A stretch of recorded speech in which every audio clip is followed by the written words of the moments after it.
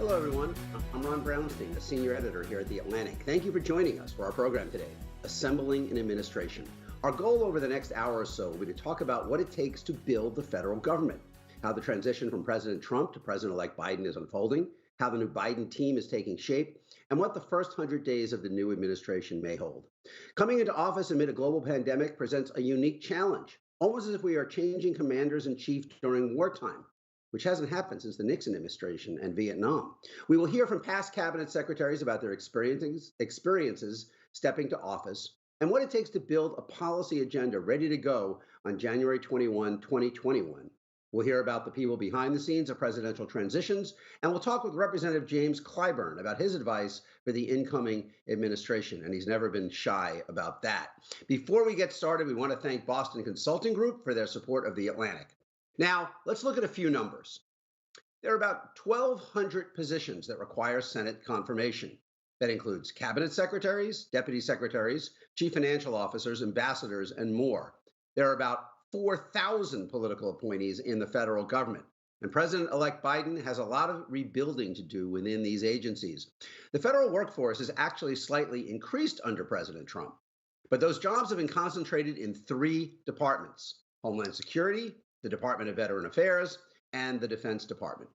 But the rest of the agencies have dwindled due to hiring freezes, resignations, or retirements of career civil servants, and the Trump administration's decision to relocate critical federal offices. The Departments of State, Education, and Labor have seen double-digit cuts in their staffs. Treasury, Health and Human Services, and Energy have also seen large reductions.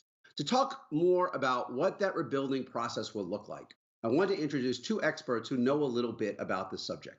Sylvia Mathews Burwell was President Obama's Secretary of Health and Human Services from 2014 to 2017, and she was Director of the Office of Management and Budget in 2013 and 2014. She's currently the President of American University. Janet Napolitano was President Obama's Secretary of Homeland Security from 2009 to 2013. She was the third person to hold that post. Later, she was president of the great University of California, in my home state now. Now, she is a professor of public policy at UC Berkeley. Secretary Burwell, Secretary Napolitano, maybe President Burwell, President Napolitano, welcome both. Good morning. As you both know, it is a challenge to build a government under any circumstances. It may be even more of a challenge when you are succeeding a president of a different party. It may be even more of a challenge still when you're succeeding a president who operated in open hostility toward many of the federal agencies and departments over 4 years. And above all, it is a challenge to undertake a transition in the midst of a national crisis, which you would say Abe Lincoln had to do, FDR had to do, but not many other presidents have faced that level of challenge. When you consider all of these factors, and Secretary Burwell, maybe I'll start with you and then Secretary Napolitano, when you consider all of these factors, can you give me a sense of the magnitude of the challenge President-elect Biden is facing and how it compares to the transitions that you've experienced in the past? Ron, thanks so much for having me. And I think that as you've reflected, this transition is even harder than any others. And it's hard to begin with because what you want is a smooth transition to keep all of the things that the government does running and running well, and also getting to work on any agenda that you've set as a president-elect. And so when you add in, the pandemic will add to, because it has to be the priority issue. When you think about the number one issue for the entire administration, the work that needs to be done from a health perspective against COVID-19, as well as the economic recovery. And so doing that when you do not have people in place, at the same time you are putting people in place. In your statistics, you talked about that political leadership, those Senate confirmed positions. You need the people there to help with the execution, which is essential in the middle of a pandemic. Yeah. Secretary Napolitano, how does this compare? Well, it's an interesting comparison. I was part of Obama's transition team in 2008, and the contrast with the current transition couldn't be more clear. Outgoing President Bush was very intent on having a smooth transition. He'd instructed his cabinet departments to have transition teams to prepare materials to be ready on day one for the transition. Mm.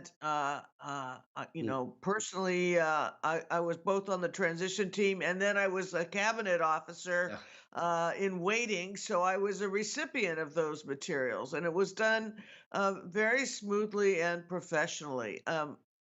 We also didn't have the delay in the transition that we saw this go around with the delay in ascertainment by the head of the Mhm. GSA, which is the trigger for starting the transferal of documents and materials, and letting the incoming administration get a physical presence at the agencies of the federal government. So it's a very different circumstance, and I'd agree with Sylvia. I mean, when President Obama took over in 2009, the country was in a deep recession, and he was dealing with the possible collapse of the American Mm. economy. But in the current circumstance, we have not only an economic downturn of serious proportion, but we have a public health issue, the pandemic. And at the same time, and they are related, of Let- course. So So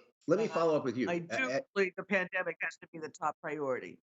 I was going to ask you about that. So, I mean, he's starting later because of resistance of the outgoing administration. He's getting less cooperation from the outgoing administration, and he faces a logistical, tangible, physical challenge, which is unusual, I think, for an incoming administration that is often focused on, okay, how do I advance my policy agenda?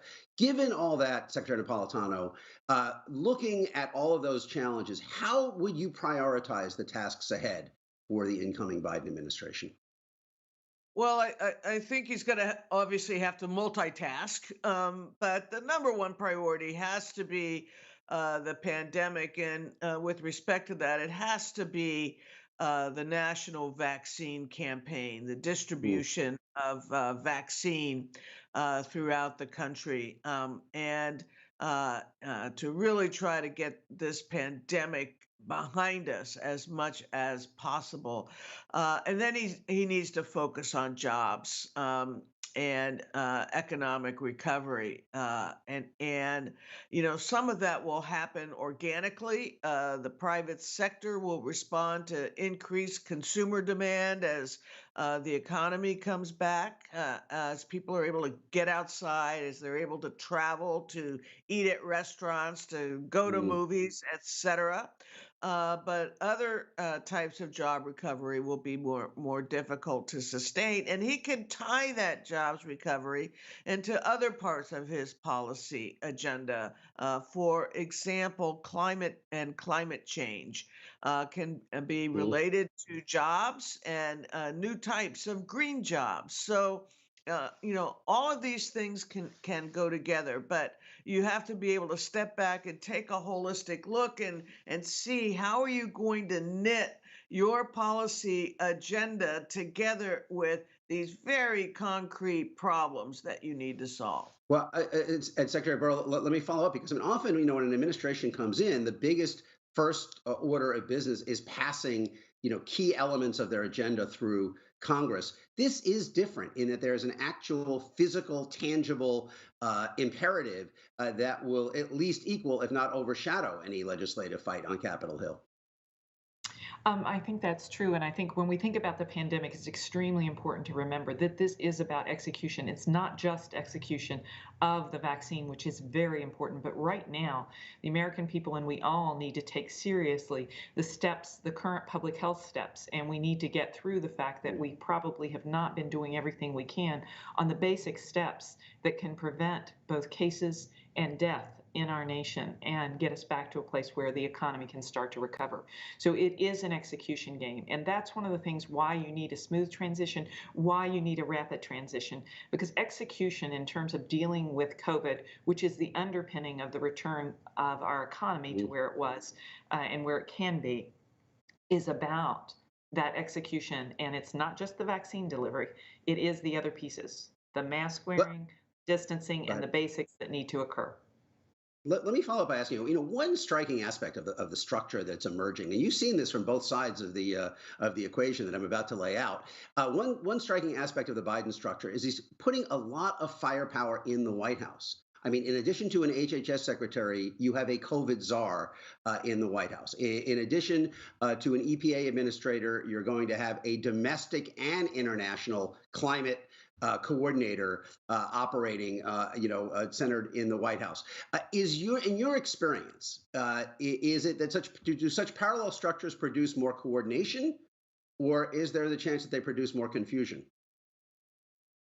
It's my experience that it depends. And these are highly complex issues. The issue of climate change cuts across a myriad of departments and parts of the government. Additionally, COVID cuts across all kinds of parts and pieces of the government. And so it is much more about how a team works and works together than whether it is one way or another in terms of is it right to have these kinds of folks. You do need the kind of coordination across the White House when you have different pieces within the White House and then with the departments. But it can be very helpful when there are very complex issues. You want your Secretary of Health and Human Services focusing very deeply and specifically on the elements of vaccine distribution, on public health elements, on supporting our basic health system and all the pieces in research and CDC work that needs to be done. But you need them to be able to quickly go to the White House to coordinate with the other departments where you need help from them. So it can be a structure that can work very well, and it really is about how people work together. Yeah. Let's talk for a moment. Thank you. Let me add Yeah, one go ahead, other feature to Secretary. that. And that is one of the first tangible things that President Biden will need to do is to get his cabinet through Hmm. confirmation. And depending on which party is in control of the Senate, that could be a very fast process or it could be a tortured process. One of the features of having some of these major issues with White House coordinators, czars, call them what you Hmm. will, Yeah. it enables the administration to get off to a quick start while the confirmation process goes along. Let's stick with the confirmation process for a moment, because there was a lot of controversy, obviously, in the Trump presidency about his extensive use of acting appointees. Democrats and most experts on public administration didn't like it. But if there is a Republican Senate and they are rejecting or refusing to confirm some of the key officials that Joe Biden wants with him, should he emulate what President Trump did? Should he use the acting appointment process wherever he can to put his people in place, Secretary Napolitano, or should Democrats kind of retire that, sheathe that weapon? I think that weapon should be sheathed. Uh, I think there are times when you need an acting. For example, when I left as Secretary of Homeland Security, my successor had not yet been named and confirmed. And so for a few months in the interim, there was an acting. But the Trump administration has taken that role to an extreme, to such an extreme that the current person acting as Secretary of Homeland Security has been found by federal courts to be yes. there, illegally and acting without authority. So I- i- um, it's Is the really alternative, though, excuse me, is the alternative, though, to give Mitch McConnell, if he's the majority leader, a veto on who Joe Biden can, who could have work with him? Is that Ron, Secretary? I think that's not no. the alternative. I think the alternative is for government to function. Yeah. That's the alternative. And I think when we all have the conversations about not including that alternative, it's extremely important. A president has been elected by the American people.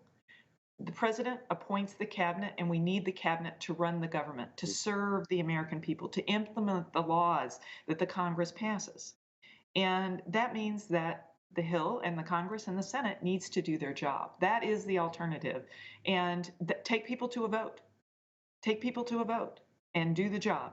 Have the process run and get people through to that place. That's what we need. That's what the American people need. And it's a part of the healing that we all need as a nation, is to start at the top in terms of leadership saying we're going to focus on what we're trying to do here. What is the substance of what we're trying to do?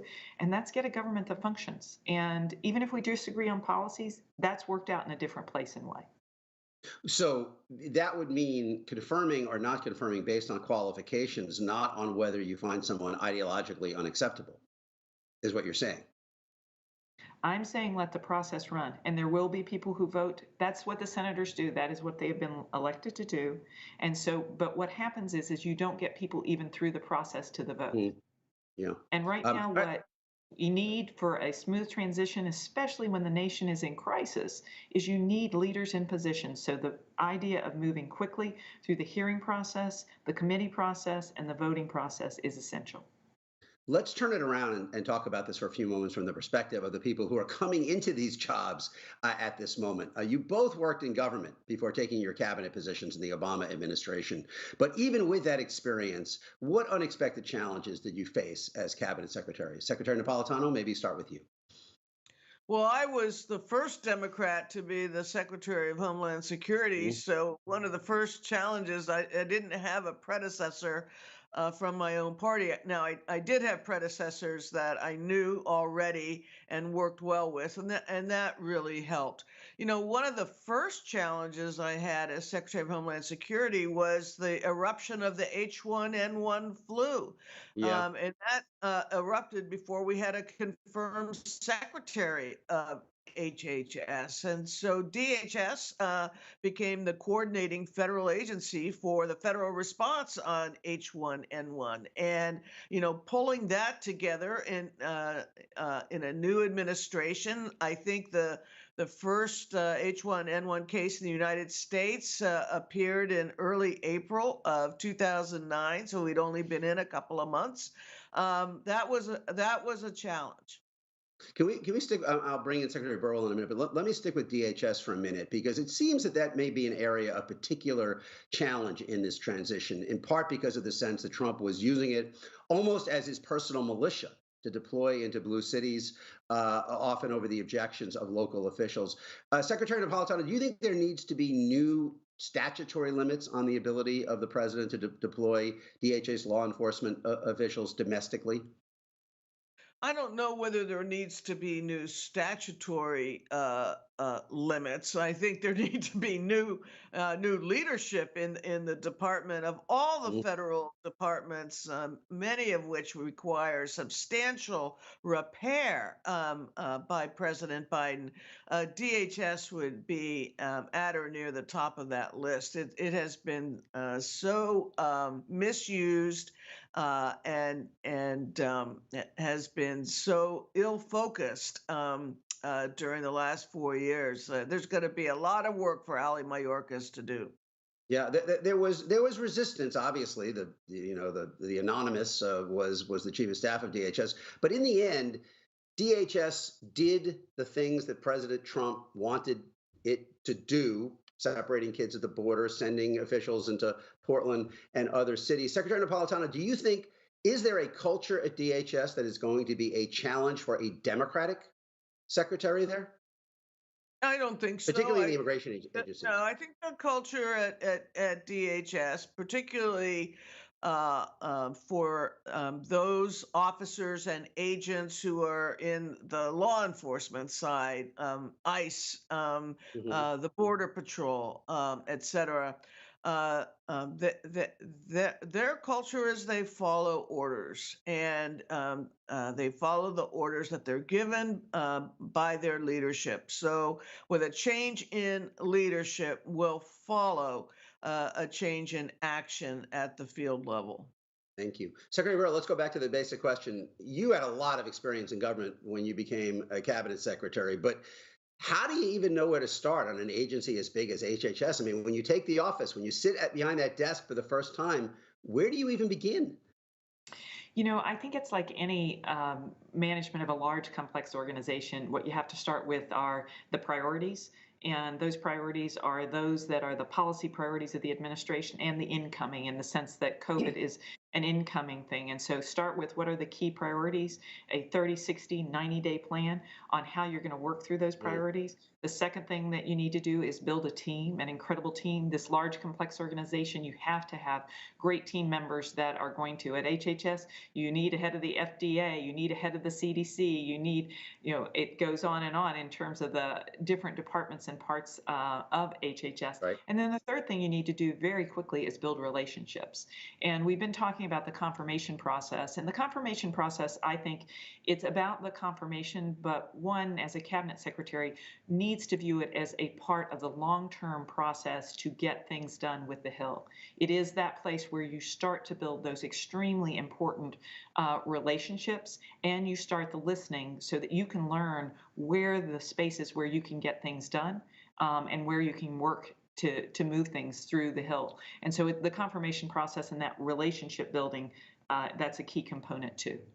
At HHS, you may face the incoming administration, Mr. Becerra may face the opposite problem that we were talking about at DHS.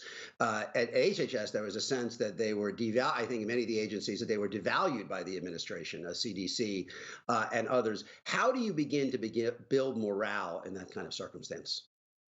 I think you start by recognizing the importance of the work, and we've already seen that happen, whether that's President-elect Biden's appointment and recognizing the work of Tony Fauci. That is symbolic to all of the scientists and others that are in those departments. You continue to have them from the start at the table in terms of getting the science and the substance so that you're making decisions based on that as you move forward in whether it's COVID or the many other things that the department is working on. All right, I have a final question I want to ask both of you. With two such distinguished cabinet secretaries, this is probably the most firepower I've had on a panel I've moderated since a few years ago when I interviewed George Mitchell and Jim Baker together when the National Academy of Public Administration presented them with its Lifetime Achievement Award. You can imagine that was a pretty interesting conversation with both of them on the same stage. And the most interesting part of all may have been when I asked them a question I'd like to close by asking both of you. Another aspect of these jobs, how do you tell a president when he's wrong? Secretary Napolitano, how do you tell a president that he's wrong? Politely. But no, I think when I worked for President Obama, he really pushed and prodded, and he wanted to know when he was wrong or when he needed to adjust his position or add nuance or totally reverse. But I think one of the reasons someone is appointed to the cabinet is to provide advice to the president and to make sure that the president really understands the foreseeable consequences of a decision he's being prepared to make. Secretary Burwell, how do you tell a president he's wrong? So I think whether it was President Clinton or President Obama, you were there, and that is what you are expected to do. And the one thing I would say is when you do it with substance. That's what this is about, is helping the president know and understand the substance and the facts around the decisions that a president is going to take. And so I think it is an expected thing that the president expects you to tell them. Any president should expect you to tell them when they're wrong and do that with the substance so that they can be clear about why it is that you believe what they're about to do would not be the right action. Well, I will tell you that Jim Baker and George Mitchell both told me that almost everyone always chickens out, and that you get into the Oval Office and it becomes yes, sir, and that the job of the chief of staff is to be the one who has to say, well, maybe this isn't the best idea. But both of you have just been incredibly generous and insightful and given us just a great panoramic look at the many challenges that the incoming Biden administration will face. So former Secretaries Napolitano and Burwell, we're going to leave it there. Thank you so much for spending some time with us this morning. Thank you. Now, thank you both. Now let's go to a session brought to you by our underwriter, Boston Consulting Group. Behind the Transition, What Makes It Tick? Danny Werfel is BCG's Managing Director and Partner and Leader of Public Sector Practice in North America. Max Steyer, President and CEO of the Partnership for Public Service. Danny, over to you.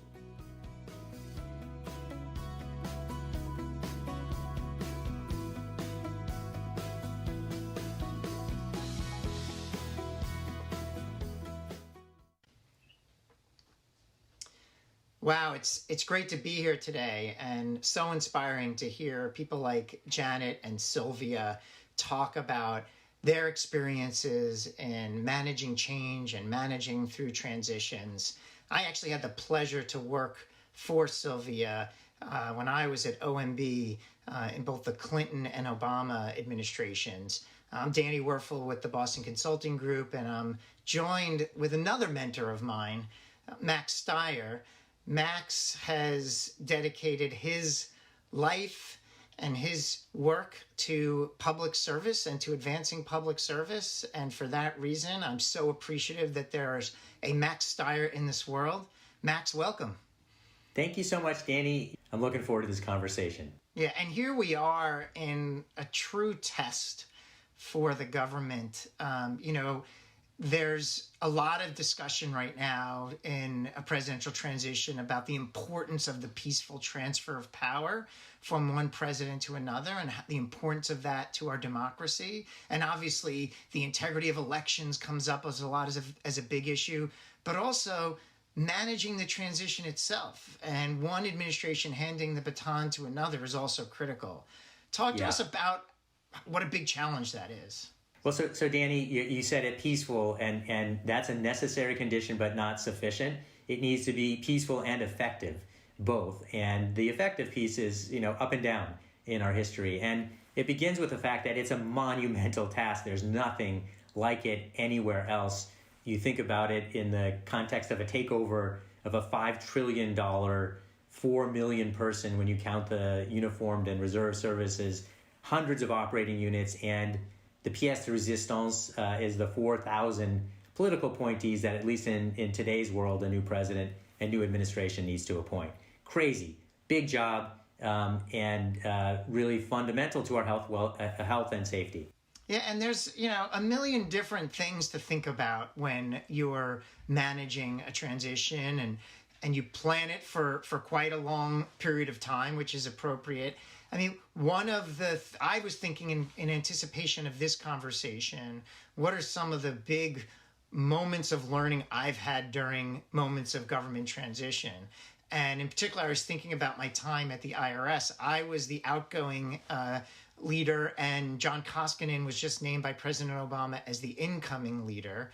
And I had worked with John before, and I told my team right before he was announced that this is really good news because John is good at what he does. I actually told them, you've had the student and now you will have the teacher. I love that. Yeah. You know John pretty well, right?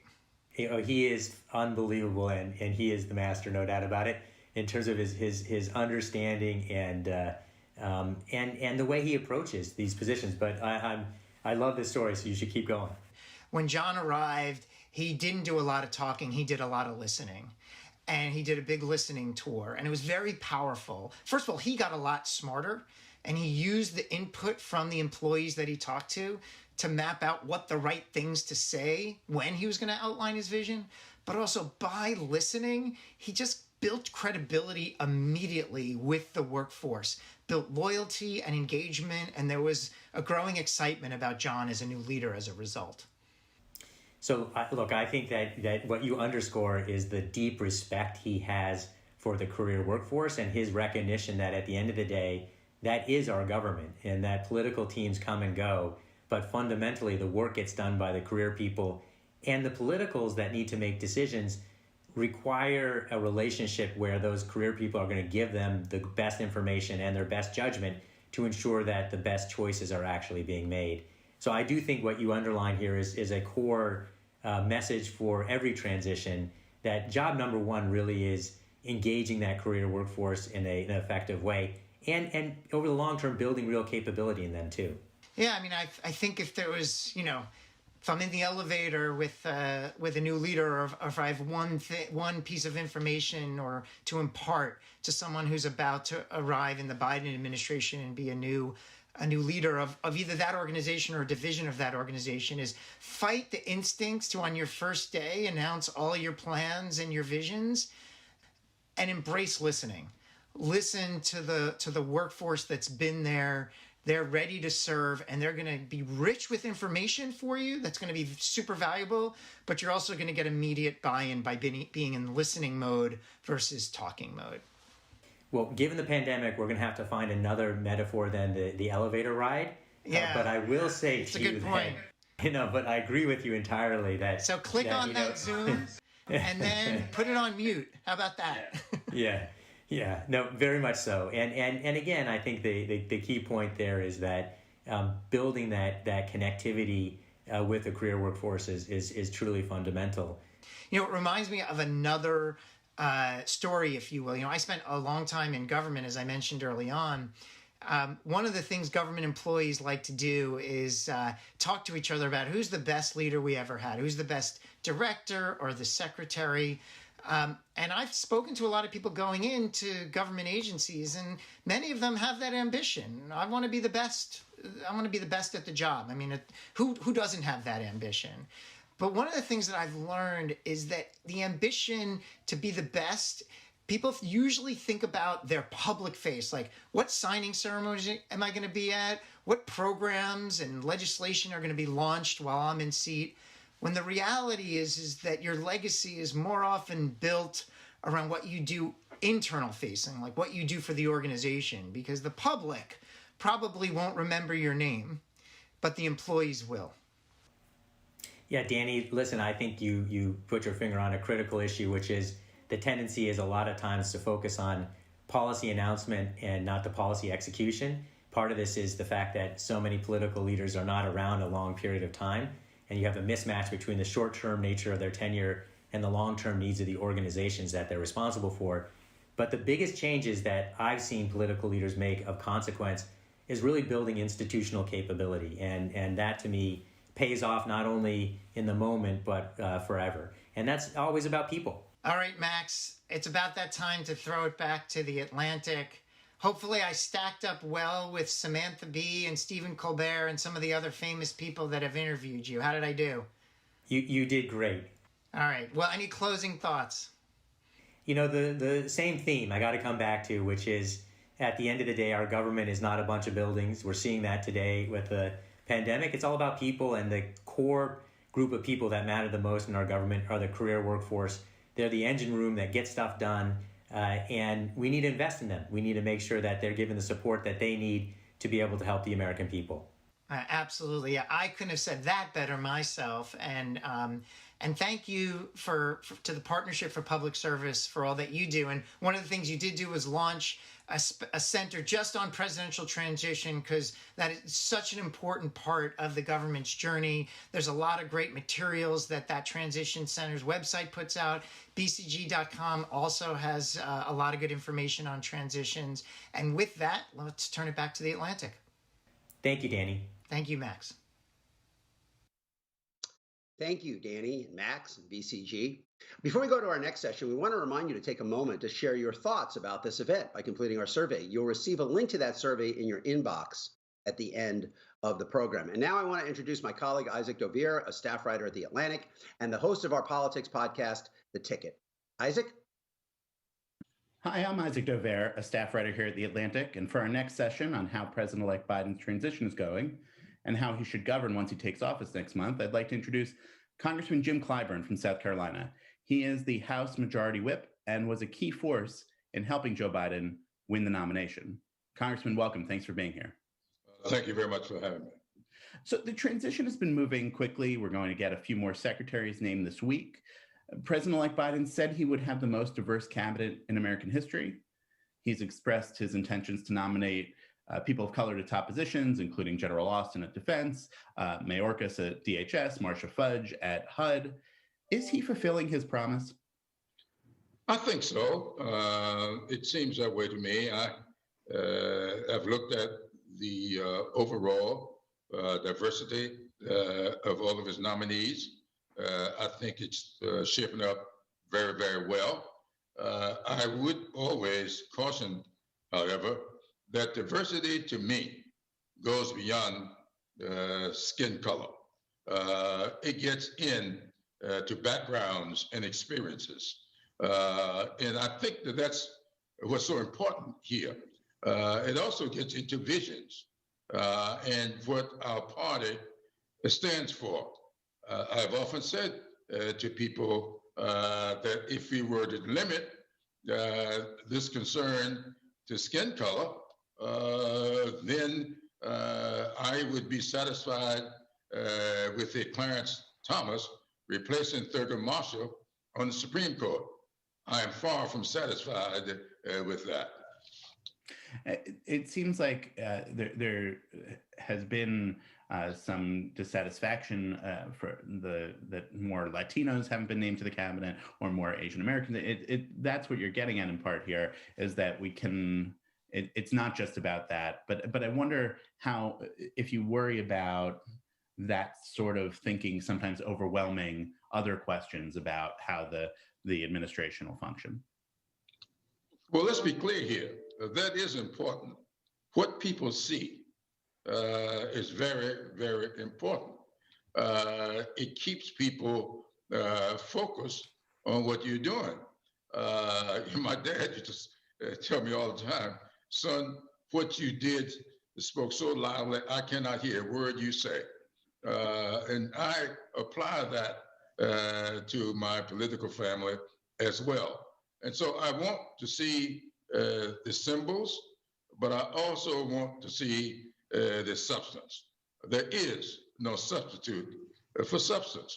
And so when you start talking about the Black experience or the Latino experience here in this country, please take a look at the people who lived that experience. And all of that is sort of internal as well.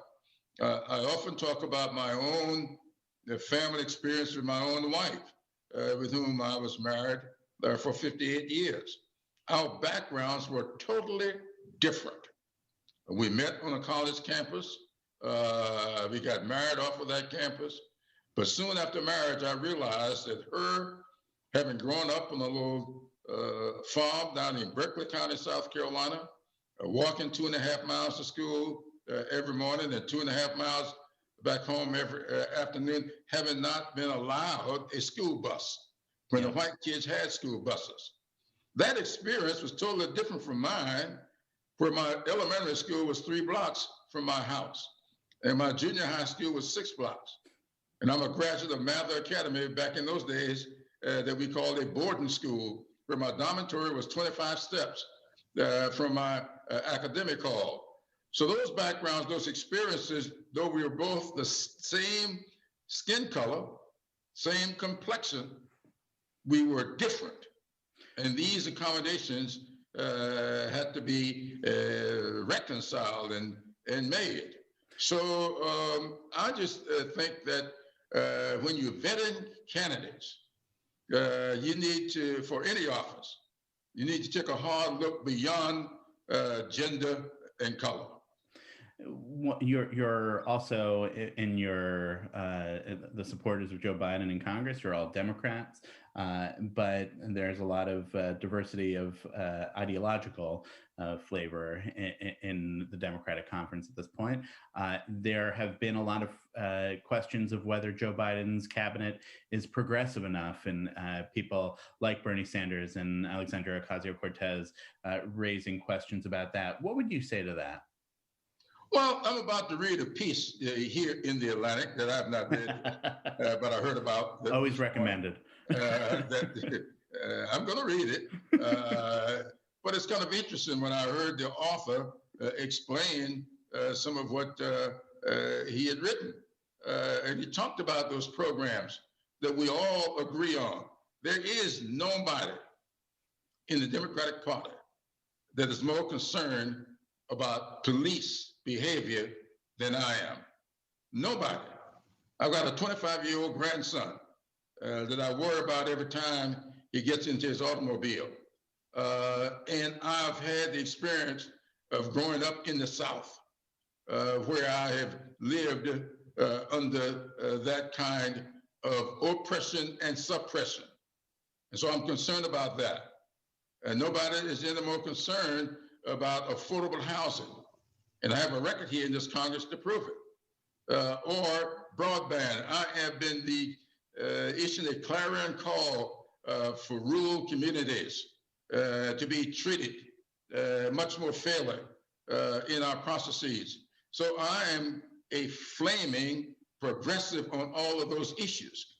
But I'm also concerned about allowing my opponents to weaponize my words and phrases. And so that's why I have spoken out strongly against us using catchphrases that can undercut the movement. That's what happened to us back in the 1960s. I organized the very first sit-in South Carolina. John Lewis was first beaten physically in South Carolina. And I was a part of all of that. And I know what happened to our movement when Burn, Baby, Burn became the clarion call.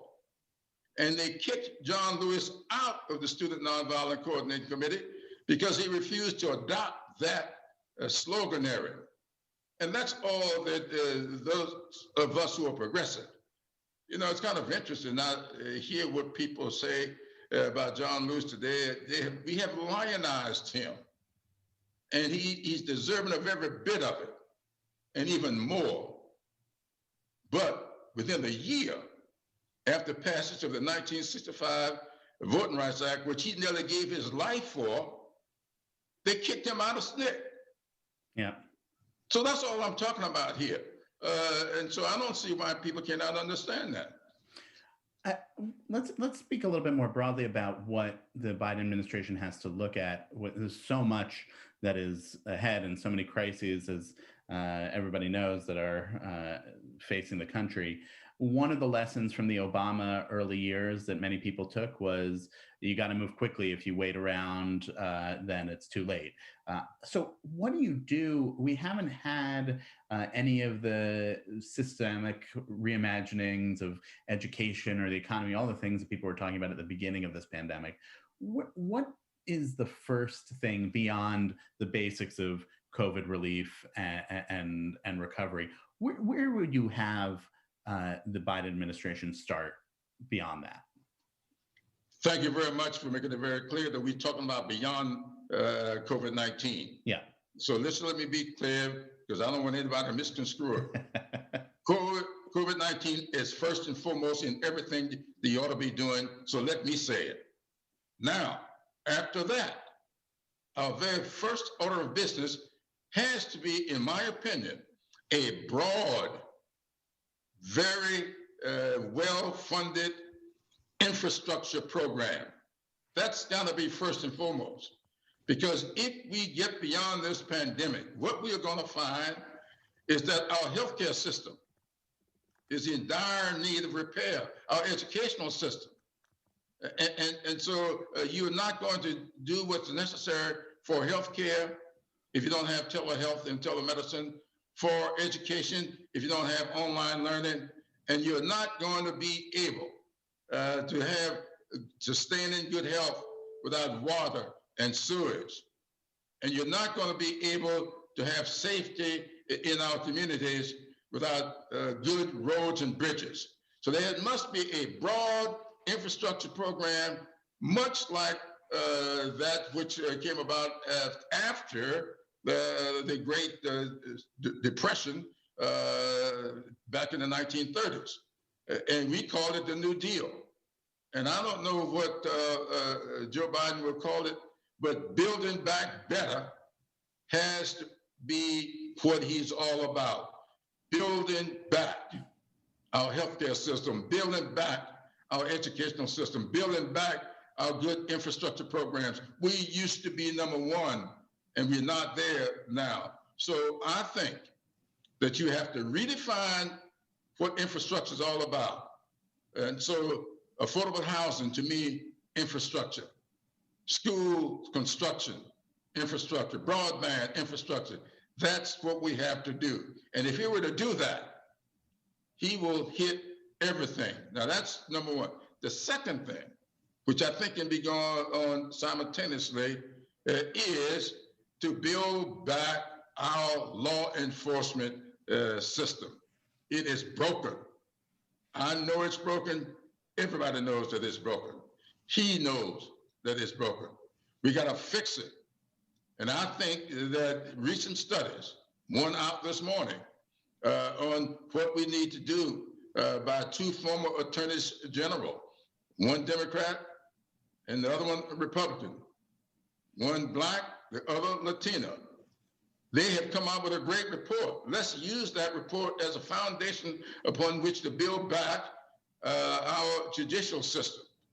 And this time, let's make it fair and equitable. You have a majority of Democrats in the House. It's a slimmer majority next year than it was for these last 2 years. We don't know yet whether the Republicans or Democrats will be in the majority in the Senate, but one way or the other, it's going to be slim. Yet over the last couple of weeks, what we've seen is that so many Republicans have been unwilling to acknowledge the results of the election and the legitimacy of Biden's presidency, at least so far. I wonder how you think you balance, and the president-elect has been trying to do this, but when it comes to negotiations and you want Republicans to be part of any of these efforts, you want them to come to the table, but it seems like a lot of them just want to burn the table down. How do you deal with that? We've always had that. It has not always been controlling. You know, I've been around the system for a long time. You've had that within the Democratic Party as well. We had people who left this party. Strom Thurmond used to be a Democrat. Sure, but 126 House Republicans signing on to that. 126 House Republicans signing on to that lawsuit, saying that they want the votes to be tossed out for Biden. Yes, it's much more pervasive today than it was back then. We didn't have the internet today. The internet has been a great blessing, but it's also been a curse. People are afraid of 10 and 15-second sound bites today. We didn't have that fear before. So I do make accommodation for that. But I don't believe for one moment that those 126 people feel that this election was unfair. They don't feel that, believe that at all.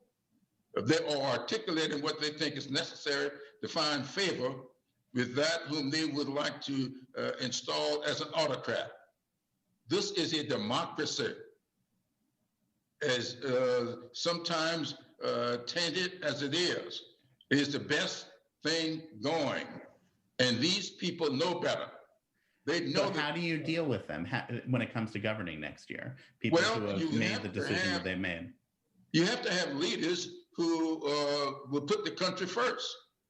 And I do believe very strongly, if Mitch McConnell would put some of these issues on the floor of the Senate and not worry about getting all Republicans not putting anything on the floor unless the Republicans agree. If it's for the benefit of the country, put it on the floor and let Democrats and Republicans have a go at it. That's what Joe Biden is going to do. On a scale of 1 to 10, how hopeful are you that Republicans are going to do that Mitch McConnell is going to do that? 10 being... I don't know that he will. You asked me what he should do. and will they? He should do. But they won't. They probably won't. But I think that the American people are waking up to a lot of that. I'm not too sure what's going on in Georgia. I thought I knew 2 days ago. Today, I'm not too sure. I don't think anybody knows. We've learned, I think, to be a little bit skeptical when we see poll numbers. If there's one thing that America should have learned over the last couple of years, it seems like that's it. Let's just talk briefly before we go about the inauguration. You're the chair of the inaugural committee. We learned this week that the inauguration is going to be smaller and reimagined. Biden and Harris will be sworn in at the Capitol, but they're asking people not to come, to be on the mall, to do all that traditional stuff. There won't be the balls, any of that. Does that matter to have that Biden won't have that big send off into the presidency that we've gotten used to, and the mass show of support, and especially when you contrast that with, it seems likely, at least, that President Trump will not come to the inauguration and will be staging some kind of counter event of his own. How does that all come together in a way that you think will hit people's minds?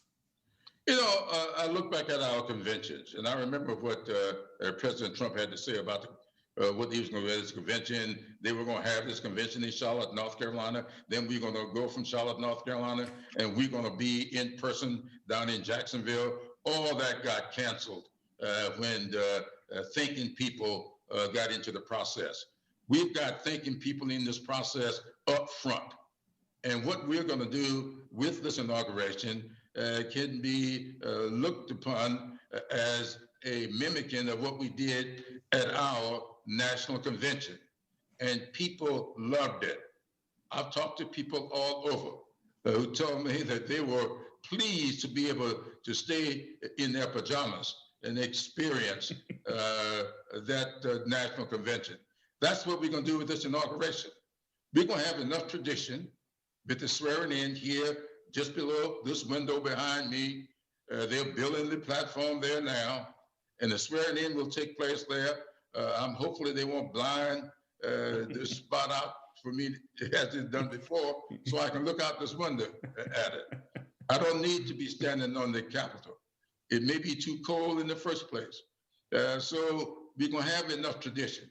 But then we're asking people to stay home, stay and enjoy it on television.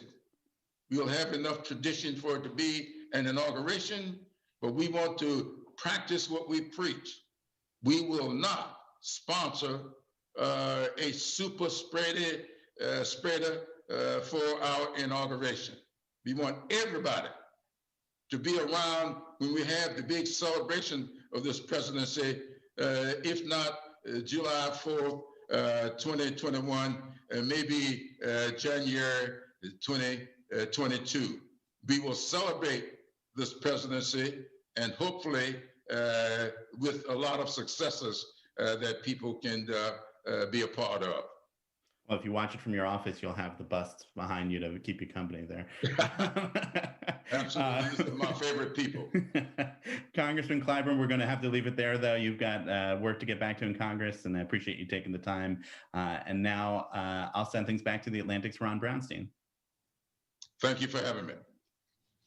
Thank you, Isaac. Thank you, Congressman Clyburn. That concludes our program today. We want to thank Boston Consulting Group once again for supporting the Atlantic's journalism, and we want to thank all of you for watching. We hope that you will consider subscribing to the Atlantic, or maybe even purchasing a subscription for a friend or a family member. It's a great gift this holiday season. You can visit Atlantic.com for more details and to read our latest coverage. We'll see you at another event soon.